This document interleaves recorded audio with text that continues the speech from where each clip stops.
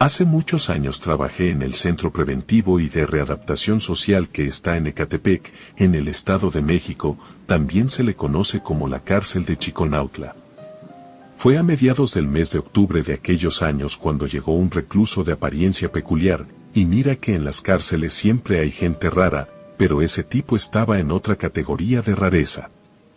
Me gustaría dar su nombre por si resulta que alguien lo conoce, porque nunca nadie fue a verlo, y la verdad no me extraña, pero alguien lo debe de conocer, eso es seguro, por desgracia dar su nombre es ilegal.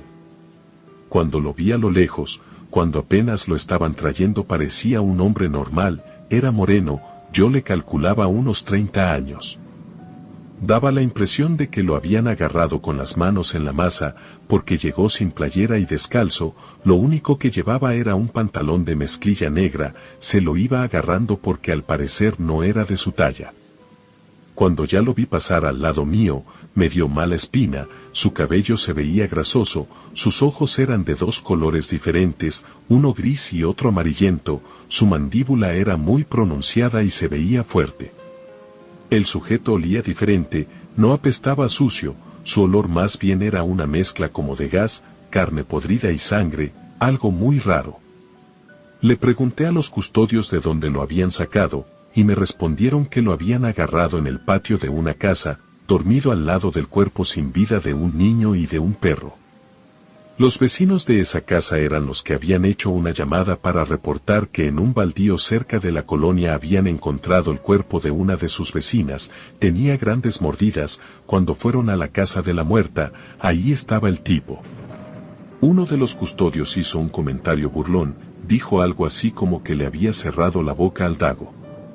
El Dago era un compañero que siempre andaba diciendo que él era el más fuerte de todos nosotros, que era bueno para los golpes, y que siempre lo mandaban a agarrar a sujetos fornidos porque él podía someterlos. Vaya sorpresa me llevé cuando vi entrar al Dago, venía todo golpeado y con una cara de molestia brutal, se pasó de largo sin saludar ni nada. Detrás de él venía otro compañero, a ese le pregunté qué había pasado, resulta que cuando despertaron al detenido se puso como loco, el Dago se las dio de valiente y quiso someterlo él solo, pero no le duró ni un minuto al detenido, entre los otros tres se lo tuvieron que quitar de encima para que el Dago no terminara muerto.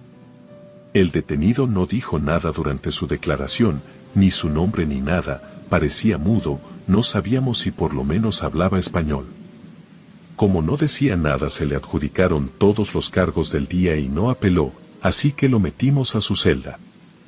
Cuando el Dago salió de la enfermería, preguntó en dónde habíamos metido al nuevo recluso, el compañero tenía la intención de moverlo de celda para ponerlo en un lugar cercano de los más conflictivos para que le dieran una lección. Porque en el lugar en el que lo habíamos puesto era gente tranquila, porque no queríamos que se agarrara a golpes con todos, si le había dado una paliza al Dago, podía matar a más de uno de los presos. Nosotros le dijimos que no era necesario moverlo, pero él se puso de necio, y fue a moverlo, pero fue solo porque nadie lo quiso acompañar. Yo fui a mirar un poco de lejos, por si se ocupaba cualquier cosa. Cuando lo movió y lo llevó a su nueva celda, al momento de ir pasando por el pasillo que tenía celdas por ambos lados, se escucharon los comentarios y las risas de los demás reclusos, era normal ese recibimiento entre ellos, ya sabían que el Dago lo estaba llevando ahí para que lo golpearan. No había pasado ni media hora de que lo habían dejado con los problemáticos, cuando se empezaron a escuchar unos gritos desesperados. 4 fueron a ver quién era el que le estaba dando la golpiza al nuevo, pero se quedaron mudos cuando vieron que el que estaba gritando era uno de los reclusos más maleados de la prisión, el nuevo le había quebrado todos los dedos de una mano y lo tenía del cuello. Ninguno de los 4 se atrevió a forcejear con el nuevo recluso, tuvieron que gritarle hasta que lo soltó. El recluso al que tuvieron que rescatar no la pasó bien en la noche, ya todos sabían que alguien lo había doblegado, y eso es lo peor que le puede pasar a un recluso. La gente que tenía que compartir celda con el nuevo prefirió dormir en el pasillo, porque ese tipo les había causado la misma sensación que me dio a mí cuando lo vi por primera vez. Al día siguiente se empezó a rumorear entre los internos que durante la madrugada se había escuchado el extraño ruido similar al de un perro. Esa misma semana, el extraño recluso tuvo un fuerte encuentro con uno de los guardias cuando hacía el recorrido a una hora en la que todos debían estar dentro de sus celdas. El preso le exigió que le dieran un poco de carne cruda, evidentemente el guardia lo ignoró. Entonces el prisionero sacó su brazo por la celda, tomó del brazo al guardia y lo jaló hacia adentro, como si quisiera ingresarlo entre las rejas, haciendo que su cara golpeara muy fuerte contra los barrotes. Él trataba de liberarse, pero no lo lograba, así que sin tener otra opción, sacó su arma y le disparó en la pierna, pero el prisionero no reaccionó, como si no le hubiera dolido, seguía teniendo al guardia fuertemente sujetado. Volvió a disparar, y entonces el preso lo soltó. El sonido de ambos disparos hizo que toda la prisión se quedara en silencio. Los presos que fueron testigos de aquello no lo podían creer. Hablando con el guardia, dijo un par de datos raros. Mencionó que después del primer disparo los ojos del recluso cambiaron de color, según él los dos ojos se volvieron de un profundo color rojo. También dijo que el detenido había gruñido, como si fuera un perro. Eso de que había gruñido como perro era sospechosamente parecido a aquello que habían dicho los del pasillo, que habían oído gruñidos de perro. No recuerdo si fue uno de los guardias o uno de los que trabajaban en la cocina, pero alguien mencionó que parecía que ese hombre era un nahual. Eso de los nahuales no era nada nuevo, ya tenía algunos años que yo había escuchado que en Ecatepec andaba un nahual. Al igual que mucha gente, tenía un amigo que afirmaba haberse encontrado con el nahual y haber logrado escapar con vida. Aquello de que supuestamente el prisionero raro pudiera ser un nahual, quedó así como un chisme suelto. Pasó una semana, una noche se desató un disturbio, no era el primero que me tocaba ni tampoco era el más violento. Muchos prisioneros estaban fuera de control, incluyendo el raro. Él se separó del grupo de disturbio y se fue a una zona alejada, cerca de la periferia. Esto que voy a contar no lo vi yo, porque me encontraba tratando de controlar la situación, pero me enteré por gente que lo vio. En cuanto dio la medianoche, el prisionero empezó a emitir un sonido gutural, su rostro se enrojeció por el esfuerzo, después comenzó a caminar en círculos usando sus 4 extremidades, como si fuera un perro. Realizaba un sonido que no me supieron describir con exactitud, pero dijeron que era un sonido bastante grave. Luego notaron como las venas de sus brazos se remarcaron, seguido de eso se empezó a escuchar como si sus huesos se estuvieran resquebrajando mientras las vértebras de su columna comenzaron a sobresalir de su espalda. Se podría decir que el preso se transformó en lo que los testigos describieron como un nahual. Después se escapó dejando a los pocos testigos atónitos. Cuando todo esto llegó hasta mis oídos me mantuve muy escéptico, sinceramente, claro que creía en los nahuales, pero una cosa es creer que en alguna parte debe andar uno de esos monstruos, y otra cosa muy diferente es siquiera considerar que uno de los presos que llegaron a Chiconautla era en verdad un nahual.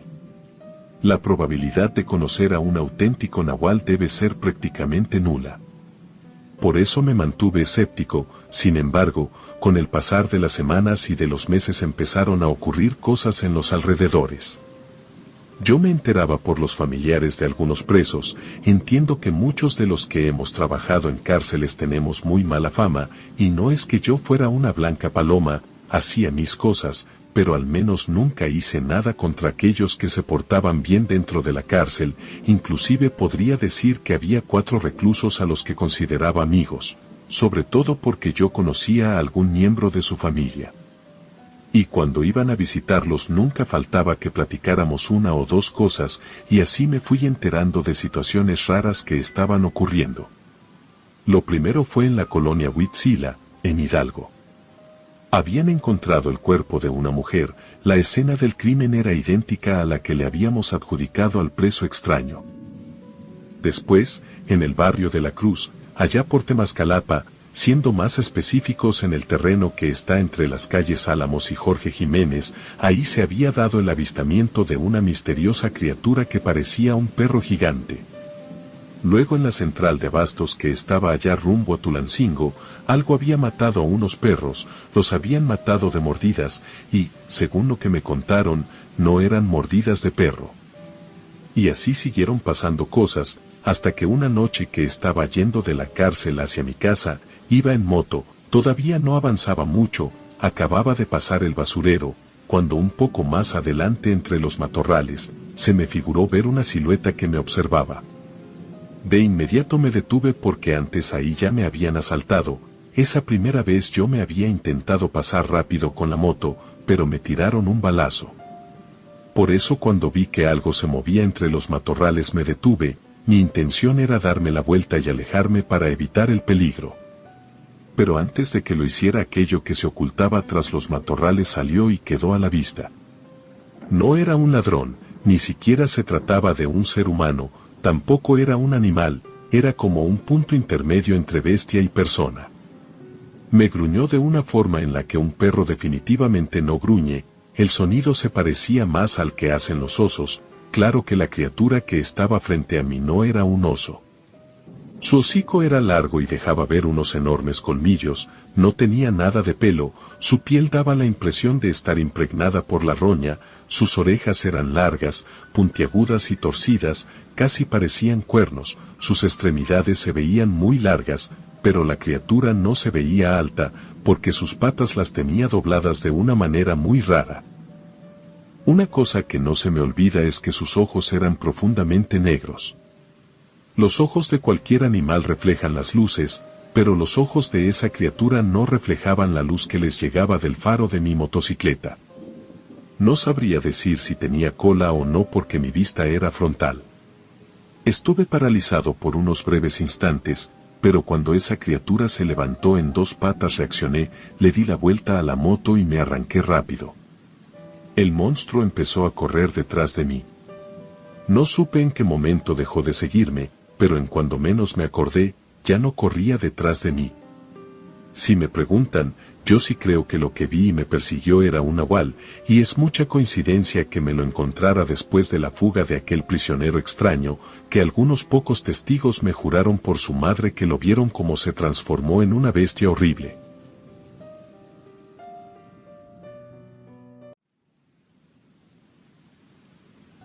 La historia que voy a relatar me ocurrió hace más de 40 años, actualmente tengo 55, los cumplí hace poco, no soy mexicano de nacimiento, pero he vivido aquí prácticamente toda mi vida, aquí estudié desde la primaria hasta la facultad, por lo tanto yo me identifico como mexicano. En fin, acabábamos de salir del país en el que vivíamos y nos mudamos a Veracruz, fue muy difícil poder adaptarme, más que nada por el clima, que al menos en esa zona de Veracruz el clima era completamente diferente al clima al que yo estaba acostumbrado, ahí conocí los abanicos, porque donde vivíamos antes no había, debido a que no eran necesarios, no hacía calor, pero en Veracruz, sobre todo en la temporada cuando llegamos, el calor era horrible. Finalmente nos acostumbramos, y ya podíamos andar jugando y andar corriendo, aunque fuera un poco sin sentirme sofocado. Habían pasado unos cuantos meses cuando empezaron a ocurrir ciertas extrañezas, una de las primeras de hecho me ocurrió a mí. Era la hora de comer, así que bajé, pero antes dejé acomodados mis juguetes en cierto lugar y de cierta forma, yo siempre fui muy obsesivo con tener todo acomodado, por eso recuerdo esa experiencia. Me terminé el plato de comida, no recuerdo qué era. Mi padre nos tenía acostumbrados a comer una fruta después de los alimentos, porque decía que así los dientes se mantenían menos sucios. Al terminar el plato agarré una manzana y después me fui a mi cuarto. En el momento en el que entro de inmediato, me doy cuenta de que no estaba como yo lo había dejado, estaba acomodado de otra forma, además los juguetes que yo había estado usando antes de bajar a comer, no estaban. Todos comimos al mismo tiempo y yo fui el primero en levantarme de la mesa, por lo tanto me constaba que nadie había entrado a mi cuarto a moverlos, además a mis hermanas nunca les gustaron mis juguetes. Volví a la mesa, mis hermanas y mis padres seguían ahí, les comenté lo del cuarto, y me dijeron que de seguro yo así había dejado acomodadas las cosas, pero que simplemente no me acordaba, nunca fui de discutir, por eso no alegué, pero yo sabía que algo había pasado en el cuarto. El resto del día me la pasé buscando mis juguetes, pero nunca los encontré. Le di la vuelta a toda la casa unas 2 o 3 veces y nada, los juguetes se habían esfumado como por arte de magia. Aquello pudo haber quedado como un evento curioso sin más, pero una semana después, mis hermanas le comentaron a mi mamá que una muñeca de cada una se había perdido. Mi madre, lo primero que hizo fue echarme la culpa. Supuso que a lo mejor yo creía que mis hermanas habían perdido mis juguetes, y a modo de venganza yo le había hecho algo malo a sus muñecas. Cuando llegó mi padre del trabajo, mi mamá le contó para que me regañara, pero en lugar de hacer eso me pidió que le contara todo lo que había hecho en el día, en orden y por horas. Después le habló a mis hermanas y les preguntó en qué momento se les habían perdido las muñecas. Resultó que cuando sus muñecas desaparecieron yo me encontraba dándome un baño, por lo tanto no era posible que yo las hubiera tomado. Mis hermanas hicieron un berrinche, mi padre las ignoró y se fue a recostar en lo que estaba la cena. Yo me fui a mi cuarto, y mi madre, intentando calmar a mis hermanas, les ayudó a buscar a las muñecas. Hicieron lo mismo que yo había hecho días antes, darle varias vueltas a la casa sin encontrar nada. La situación se puso un poco más complicada cuando a finales de mes se perdió otra cosa, pero no se trataba de un juguete, no era nada mío ni de mis hermanas. El objeto que se perdió fue un costoso reloj de oro que mi madre había heredado de su abuela. Mi madre tenía un invaluable vínculo emocional con ese reloj, no solo porque su abuela se lo había regalado, sino porque ese reloj era el único objeto que quedaba de nuestra vida en el anterior país. Tomando en cuenta ese contexto, no me resultó extraño que mi madre se volviera completamente loca cuando se dio cuenta de que su preciado reloj había desaparecido. Ni siquiera intentó culparnos a nosotros, porque ella estaba consciente de que mis hermanas ni yo sabíamos el lugar en el que ella tenía guardado aquel reloj. Mamá puso su cuarto de cabeza, vació los cajones, sacó los vestidos de su ropero y vació el armario de mi padre, quitó el colchón, movió la base de la cama, retiró todo lo que tenía en los estantes, revisó cada centímetro dentro de esas 4 paredes, y no encontró su reloj. Cuando llegó papá la encontró inconsolable. Mi madre estaba hecha un mar de lágrimas, gritaba y aventaba cosas, un juego de tazas para el té hecho de porcelana. Mis hermanas y yo tuvimos que andar muy bien portados el resto de la semana para no hacerla enojar, porque sabíamos que si mamá enfurecía nos iba a ir muy mal. El domingo fuimos todos al mercado. Se ponía sobre la avenida principal del pueblo, a unos 20 minutos en el carro que tenía mi padre. En uno de los puestos vi unas figuras que me llamaron mucho la atención. Eran como animales raros, pero pintados de todos los colores. Me separé un poco de mi madre para ir a ver esas figuras. Cuando mi mamá se dio cuenta llegó conmigo y antes de que me jalara la oreja, la persona que atendía el puesto, que era ya una mujer bastante mayor, le preguntó a mi madre si no le pasaban cosas extrañas en su casa. Mi mamá, un tanto desconcertada por la pregunta de aquella mujer, le respondió que sí, y luego le cuestionó el cómo ella sabía eso, a lo que la mujer le dijo: «Es que a lo lejos, detrás de aquel árbol, noté que un chaneque le estaba observando a usted y a su familia». Mi madre frunció el rostro, como queriendo dar a entender que no tenía ni la más remota idea de qué era ese mentado chaneque. La señora le explicó a mi madre que los chaneques eran entidades pertenecientes al inframundo, criaturas peligrosas que rondaban lugares con mucha vegetación, que en el mejor de los casos nos harían pasar malos ratos, pero si les apetecía, podían llegar incluso a matar a alguno de nosotros. Metiéndome en la plática, le pregunté cómo podríamos saber que esos seres estaban dentro de la casa. La respuesta de la señora me generó mucho miedo, porque la sentí contundente. Ella dijo: «Se pierden cosas que no se pueden perder». Mi madre me jaló del brazo y nos alejamos de ahí. Mientras caminábamos hacia donde estaban mi padre y mis hermanas, mamá me amenazó diciendo que si yo comentaba algo de lo que nos había dicho la anciana me iba a ir muy mal. Además agregó que todo eso eran puras tonterías. Días después, cuando mi madre iba a servir el desayuno, se dio cuenta de que no había ni un solo plato, ni en la alacena, ni en el fregadero. Papá justo iba llegando al comedor. Yo le hice un gesto para que entendiera que mi madre estaba a punto de explotar, entonces antes de que mamá le dijera algo, puso una gran sonrisa y la mandó a cambiarse porque saldríamos a comer afuera. Ella como que quiso alegar, pero papá le repitió que fuera a cambiarse, y lo hizo. En cuanto mi madre se metió a su cuarto, papá me preguntó qué había pasado. Le dije que todos los platos habían desaparecido, él solo bufó, y nos dijo que también nosotros nos fuéramos a cambiar. Con tal evitar el conflicto por la falta de platos, todo el día estuvimos afuera de la casa.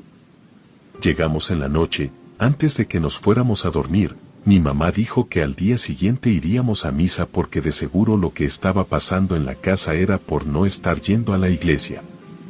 Al día siguiente, que fue domingo, fuimos a la iglesia. Cuando se terminó la misa, mis padres se quedaron un momento hablando con el sacerdote, mis hermanas estaban con ellos y yo estaba parado en las puertas de la iglesia. En eso se me acercó una niña y me preguntó de dónde era. Le dije y entonces yo le pregunté si sabía algo de los chaneques. La niña, muy tranquila, como si se tratara de cualquier cosa, me dijo que los chaneques se robaban las almas de las personas, que las guardaban en unas vasijas y después se las comían. Durante las siguientes semanas se siguieron perdiendo objetos, cosas pequeñas, pero notables, el salero, una toalla, algún zapato, cada día era algo. Un día, mientras todos estábamos cenando, escuchamos un llanto muy nítido, inconfundible. No había sido un leve sonido, fue claramente un llanto. Sentados en la mesa, intercambiamos miradas esperando que alguno de nosotros dijera algo, pero nadie lo hizo. Terminamos la cena en silencio y después nos fuimos a acostar. Al día siguiente, otra vez durante la cena, volvimos a escuchar algo que no debía oírse. En esa ocasión no fueron llantos sino risas, no una carcajada macabra ni intimidante, fueron unas risas como de niños jugando. Mis papás se dieron cuenta de que mis hermanas y yo estábamos asustados. Esa noche dormimos en el cuarto con ellos. En la madrugada a mí me dio sed y salí del cuarto para tomar algo. Cuando ya iba de regreso al cuarto de mis padres, al fondo, afuera del baño, pude ver a una criatura. Era del tamaño de la menor de mis hermanas, su piel era como de color gris verdosa, sus orejas, en lugar de que estuvieran pegadas a la cara, las tenían como salidas hacia los lados. Esa criatura de escasa estatura me miró confundido, y después se metió al baño, pero no abrió la puerta, solamente la atravesó. Tuve que ir a mi cuarto a cambiarme de ropa. Del susto me había orinado. Durante el desayuno le conté a mi madre lo que había pasado. Papá no estaba porque se encontraba trabajando. Mi mamá se quedó pensando un momento. Entonces yo en voz baja comenté que a lo mejor lo que yo había visto se trataba de un chaneque. Mis hermanas preguntaron qué era eso. Mamá me ordenó que me callara, pero no lo hice y aproveché para comentar lo que la niña me había comentado cuando fuimos a la iglesia, eso de que los chaneques se robaban y se comían las almas de la gente. Mejor me hubiera quedado callado. Mi madre se volvió loca y me dio la golpiza de mi vida. Cuando llegó mi padre y me vio en el estado en el que me había dejado mi madre, le habló para cuestionarla sobre lo sucedido. Mi madre le dijo que yo estaba de mentiroso. Papá me defendió y le recordó que la última vez que ella no me creyó, resultó que yo estaba diciendo la verdad. Mi padre se refería a cuando se perdieron las muñecas de mis hermanas. Esto quisiera no decirlo, pero es importante para lo que viene después. Mi padre, molesto porque ya eran 2 veces que mi madre me acusaba de mentiroso, además de que me había dejado muy golpeado, le dio una cachetada muy fuerte, solo una, con la mano abierta. Con esa cachetada mandó a mi madre directo al suelo. Al día siguiente, en cuanto mi padre se fue al trabajo, llegó la señora del mercado, la que nos había dicho de los chaneques, vio el moretón que mi madre tenía en la cara. Yo estaba sentado en el comedor, que se alcanzaba a ver desde la puerta, y por eso la señora se dio cuenta también de mis golpes. La mujer le dijo a mi madre que estábamos cayendo justo donde querían los chaneques, y le advirtió que si no hacíamos algo al respecto alguien iba a morir muy pronto. Para no extenderme demasiado, Mi mamá le comentó a mi papá de los chaneques y también le dijo que la señora se estaba ofreciendo a ayudarnos. Resultó que la señora era una especie de bruja, que los 5 teníamos que hacer un ritual en el que se sacrificarían 3 venados de cola blanca, que el ritual ayudaría un poco, pero no era una garantía, que en el peor de los casos tendríamos que irnos de la ciudad para que los chaneques nos dejaran en paz. Mi padre aceptó y los 5 fuimos a la casa de la mujer para poder hacer el ritual, confiando en que eso le pondría fin a nuestra mala situación. Cuando llegamos, la mujer en su patio ya tenía amarrados a los 3 venados de cola blanca. Explicó el ritual paso a paso. Primero mi madre tomaría 3 vasos de cristal y los llenaría con el brebaje que se encontraba dentro del caldero. Después nos daría un vaso a mí y a mis 2 hermanas. Luego nosotros 3 le daríamos de tomar ese brebaje a los venados. Cuando los animales se tomaran el líquido morirían en pocos segundos. Después mi padre tendría que tomar una daga y sacar ambos ojos de cada venado muerto. Aquello fue muy traumático para mí, y estoy completamente seguro que también lo fue para mis hermanas, tanto que solo de recordarlo se me pone la piel de gallina. Total, hicimos el ritual. Después la mujer metió los 6 ojos de venado en almíbar, y por último los cosió en unas pulseras que ya tenía hechas. A mis papás y a mis hermanas les dio una pulsera, pero a mí me dio 2, porque yo había visto uno, por lo tanto era el que necesitaba más protección. Las pulseras sirvieron por unos meses, brincamos de año y poco a poco comenzaron a suceder cosas extrañas de nuevo. Volvimos con la mujer con la intención de volver a realizar el ritual, pero ella nos dijo que ya no se podía, que solo funcionaba una vez, que lo único que podíamos hacer era irnos lejos, de preferencia a un lugar donde no hubiera tanta naturaleza para que los chaneques no pudieran seguirnos. Fue así que nos mudamos a la Ciudad de México, y nunca volvimos a tener problemas con esas criaturas. Relatos escritos y adaptados por Ramiro Contreras.